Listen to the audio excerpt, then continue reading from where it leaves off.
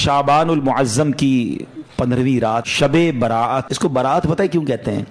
आपने जुमला सुना होगा, बाइज्जत बरी हो गया। हदीस पाक में आता है जब शाबान की 15वीं रात आए तो इस रात क़याम करो, यानी इस रात इबादत करो। आका फरमाते फिर दिन को रोजा रखो। तो बेशक इस रात सूरज गुरूब होते ही अल्लाह पाक अपनी शान के मुताबिक आसमाने दुनिया पर तजल्ली फरमाता है और इरशाद फरमाता है, अला मिन मुस्तगफिरिन ली फअगफिर लहू, है कोई मुझसे मगफिरत मांगने वाला कि उसे माफ कर दूं?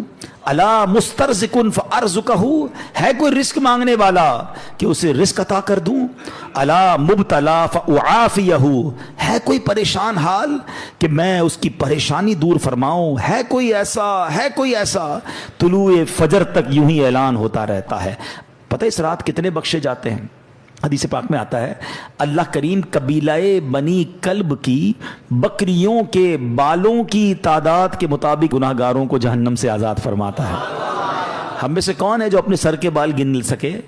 We are not able to count our own hair. अपने सर के बाल नहीं गिन सकते, एक बकरी के बाल नहीं गिन सकते। कबीला बनी कल्ब के बारे में आता है हजारों बकरियां पालता था, वो सबसे बड़ा कबीला था जो सबसे ज्यादा बकरियां पालता था। इसका मतलब करोड़ लोग बख्शे जाएंगे।